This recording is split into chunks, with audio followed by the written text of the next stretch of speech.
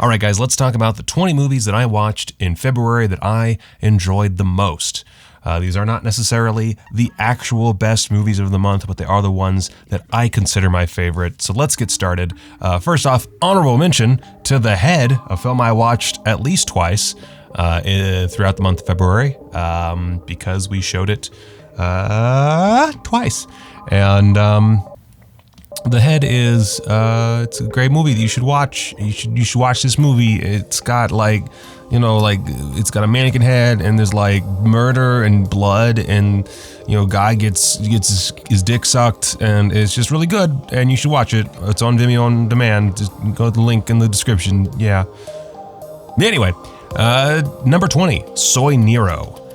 Here we have the story of Nero, a young Mexican guy raised in LA but unceremoniously dumped across the border thanks to the magic of politics. Nero wants to take advantage of the DREAM Act to become a proper citizen by joining the military. This, of course, has its conflicts, some of which are far more turbulent than others.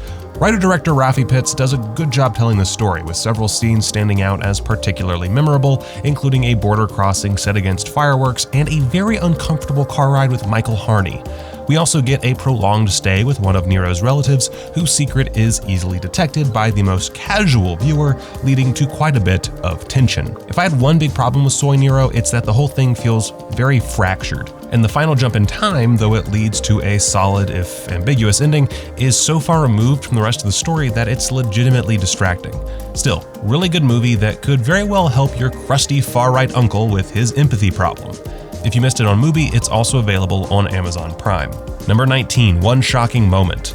This early Ted V. Michaels joint from 1965 has been lovingly restored by NWR, and oh boy, it is one delightfully offensive sexual smorgasbord of low-budget filmmaking. If I was being totally objective, it wouldn't even be on this list. It's not a traditionally good movie, but it has a lot of character, and it's my list, so fuck it, here we are. Story here doesn't really matter much. Basically, a young couple, including renowned stuntman Gary Kent, move to the seedy hellhole that is LA and wind up in the crosshairs of several degenerate sexual proclivities. It's a wild ride that you really have to see to believe.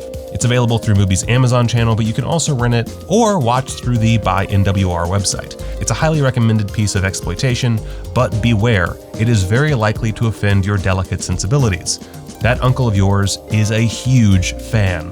Number 18, Birds of Prey. Ah yes, the film that half of Twitter hails as a masterpiece while the other half labels it as the woke catastrophe that signals the heat death of film itself. Oh, where to land on this one? Well, I'm here to tell you that Birds of Prey is fine. In fact, it's pretty good. Downright fun, in fact. Whether or not you enjoy it is down to several factors. Firstly, do you like style over substance, character over story, and/or Ewan McGregor chewing more scenery than my asshole cat? Well, if you do, then this messy yet outrageous trifle might just be for you. Also, I just realized that other sentence make it sound like I named my asshole cat. No, I'm referring to my cats who are assholes and who chew through furniture. Never mind. Kathy Yan directed the hell out of this movie, and frankly, she's made what I'd like to see more of in comic book cinema. A small film focusing on a menagerie of colorful characters, chock full of violence, humor, and a general lack of self-seriousness. That's not to say I dislike epic, grandiose superhero cinema, just that I wish the world wasn't always ending. It's nice that Birds of Prey is really just about a woman dealing with her emancipation from an abusive relationship and her love of an egg sandwich. Also something about a diamond with secret bank account numbers or whatever. All that said, those critical of this movie do have one thing right, and no, it's not that it's too woke. If you say that, then you're what some might call an idiot. No, the problem is the story, which hops around timelines willy-nilly with very little impetus to do so. And since the story is so scant to begin with, what we get is the feeling that clever editing is trying to hide the complete lack of story. Where have we seen that before? Once the movie ends, it honestly feels like we're short a third act. It's frustrating, but not enough to ruin what is otherwise an aggressively entertaining flick. Also, Margot Robbie is hot. Number 17, Ether. Oh, this movie. I don't have too much to say here because while I can't deny Ether belongs in this spot, I also can't say it resonated with me enough to go on any long diatribes. It's a beautifully shot story of a guy you better enjoy hating, because that's what the movie traffics in. Dude's an evil doctor whose purpose in life is to experiment with ether on his patients. After he attempts to rape a girl and inadvertently kills her, again this is our protagonist, he's sentenced to death. But thanks to a twist of fate that takes on a whole lot of meaning near the end, he's spared and sent off to help with military medicine just before the beginning of World War I. It's a fascinating to watch Faustian tale, but the final twist is hard to take seriously and winds up being the definition of your mileage may vary. That said, I do recommend watching this one, assuming you're okay with the protagonist who casually euthanizes a newborn baby. Number 16, Hungry Soul. Another day, another Yuzo Kawashima movie, am I right? This is actually part one of a two-part story, so I'll save the majority of my thoughts for next month's video. That said, Hungry Soul is a great start and showcases the usual melodrama and critiques of the then modern Japanese post-war society. It's currently streaming on Mubi, go watch it. Number 15, Boarding House. Look, Boarding House is not objectively better than any other movie on this list. It's just not. In fact, there is a very good chance that if you watch this sucker, you will fucking hate it. It's overlong, borderline nonsensical, and it's shot on tape, which for 95% of the viewing public is a big ol' no bueno. But hey, if you've paid any attention to this channel, then you know that all those things are totally my shit. Yes, sir, I love Boarding House, and I highly recommend you buy it. I also already covered this sucker in my shot on video horror starter kit video, so check that one out if you're interested. Number 14, Sledgehammer. I could just copy and paste the previous entry here and it would apply perfectly. Sledgehammer was the first film from C-grade auteur Ted Pryor, and goddamn, it is such goofy fun. For more of my thoughts on that one, again, go check out the shot on video horror starter kit. That'll give you all of my thoughts on this astounding piece of what the fuckery. Number 13, Boiling Point. Beat Takeshi's baseball Yakuza movie is not quite as outlandishly silly as that description suggests, but it is still very funny and very dark, two things you should expect from a Takeshi film, or a beatdown as I and no other fan in the world call it.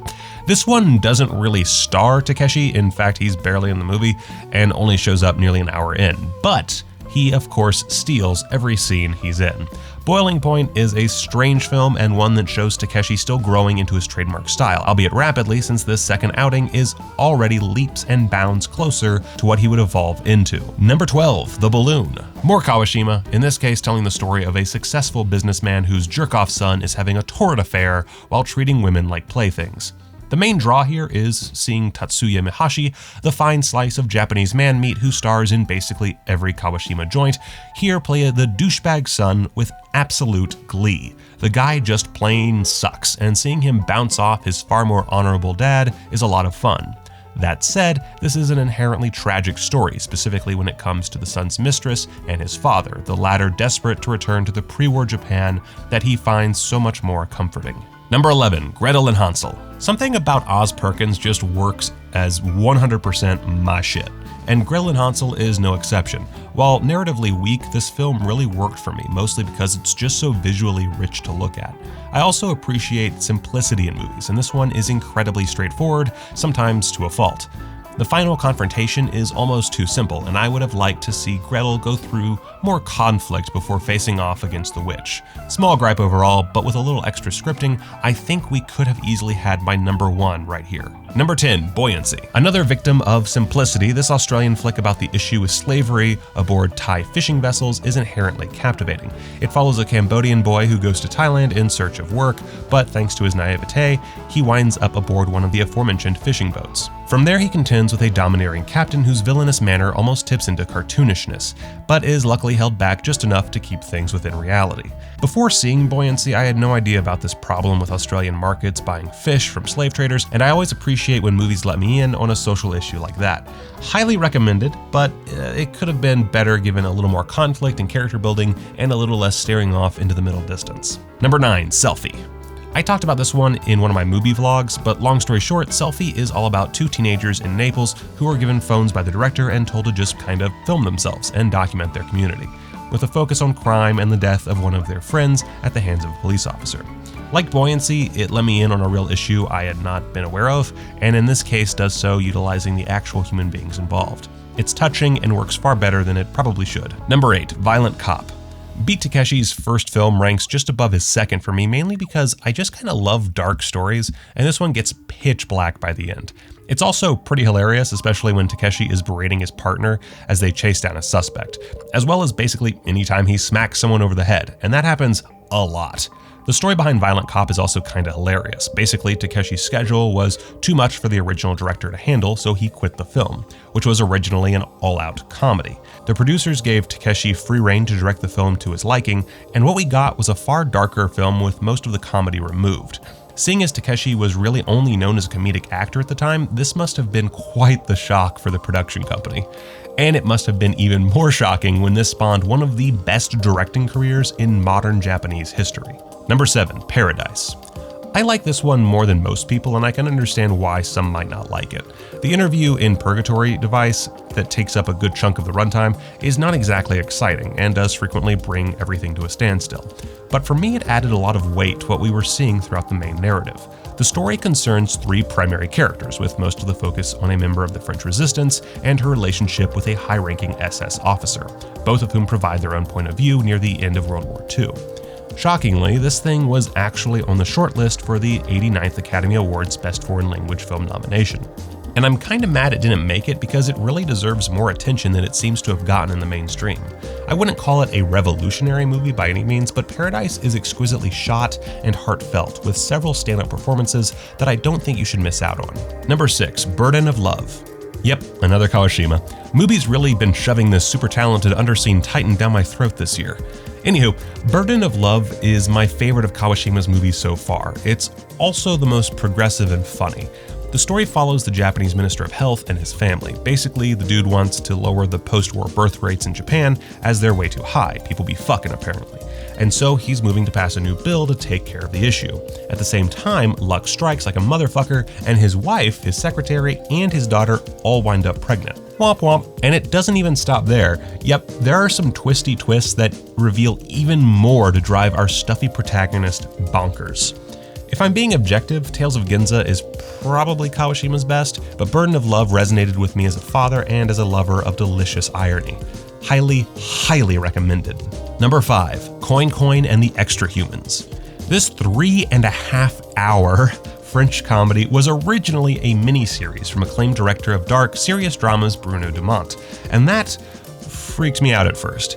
I figured there was no way this would be of any interest and would wind up as more challenge than entertainment. But nah man, this one's my shit through and through. It's also a sequel to another miniseries that I haven't seen, making many things delightfully confusing. Basically, we follow these right-wing townsfolk, including the titular awkward teen, and a sometimes bumbling, sometimes insightful, always offensive detective, and how they react to the sky literally falling around them as an alien species drops down and starts some good old body snatching.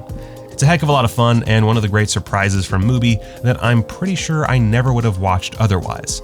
Anyway, let's move on to the top 4, none of which are from Mubi. How exciting. Number 4, The Blackcoat's Daughter. What a dumb fuck title. This Oz Perkins joint was originally titled February, which, while certainly not super exciting, does at least give us a better idea of the tone on display. That tone is carefully labeled on slow burn dread, and it, like many films on this list, is totally my shit. And I'm not gonna say much more, because if you haven't seen this one, then you should do like me and go in with 0 expectations. Just know that Don Draper's daughter and the Scream Queen's chick are great in it. Number 3, One Cut of the Dead. This was my one real rewatch in this top 20. Some friends were in town, and when I found out they'd never even heard of this movie, I just had to show them. So I booted up Shudder and changed their lives. Not only is One Cut of the Dead the best zombie movie in years, it's also one of the best movies about movies in years. Much like Blackcoat's Daughter, this is one you really need to watch without any preconceptions. So, I'll give you the same advice every fan gives. If you find yourself bored with the silly zombie flick you're watching, keep going. Don't stop, just keep your eyes on the screen, put down that fucking phone, and watch this little classic unfold. Number 2, 1917. Look, it's 1917. Yeah, it got overhyped, but it's still Sam Mendes absolutely killing it with an emotionally charged and exciting journey through the trenches of World War I. As much as I'd like to be a nose-turning contrarian, this is just a masterfully made film. I admittedly got a little worried at first as I got used to the faux single-take gimmick, but once I got past mentally noting each and every carefully hidden cut, Okay, I never stopped, but I didn't let it hinder my experience, damn it. I found myself ensnared in this simple, tightly bound, heart-pounding narrative. Anyway, you've all seen it. I have nothing else to add to the conversation other than that I really want to lick Roger Deakins. Number 1, Polyester. John Waters is my god, and I have to admit, I had never actually seen Polyester. To be more specific, I had never seen all of Polyester, and I didn't actually realize this until I sat down and watched it with my mom and slowly came to realize that I didn't remember a lot of this movie. Anyway, the point of telling you this is to show that yes, even Michael Keane, director of the highly rated Fatal Future, can fail. Anywho, Polyester is not my favorite John Waters movie. In fact, I still don't have one, but it's certainly one of his most visually interesting. A lot of that relies on John Waters taking direct influence from director Douglas Sirk, most well known for his own colorful melodramas like Magnificent Obsession and All That Heaven Allows. Waters apes the visual style of Douglas Sirk so much throughout this movie, and it's honestly just fascinating to watch, and it makes me want to go out and buy a bunch of the Criterions of Sirk's work just so I can compare and contrast the two. Beyond that, we get a great performance from Divine, as well as Tab Hunter and Mink Stoll, and a whole bevy of awesome actors who are both from within and from outside John Waters' usual gaggle of Dreamlanders. Polyester is not for everyone, but if you enjoy John Waters' early work and his more refined works, Polyester is, in my opinion, a great mix of the two. By the way, if you haven't watched Polyester with a scratch and sniff Odorama card, then you're pinko scum. Get on that shit, man. They're not that hard to come by. And that's it. That is the top 20 for February of 2020. Everything I watched, that's what it all boiled down to. If I'm being totally honest, this wasn't as great of a month as last month, and it's probably not going to get any better in March. So far, March is interesting, but it's going to take a bit of a nosedive. I do have a trip to make to South Carolina, so I'm probably going to be dead of the beer virus or whatever, so that sucks. Anyway, check out all these movies if you haven't seen them already. They're all really, really good. And yeah, don't forget to follow me on the Twitters and the Facebooks. I also have my Patreon, where I just posted a video going through everything I watched in February. That one is a little laborious if you don't like my voice, but if you do, then it's a heck of a lot of fun. So go ahead, it's $3 a month to get everything that I put on Patreon. Big thanks to all my patrons, and until next time, guys, go watch a movie.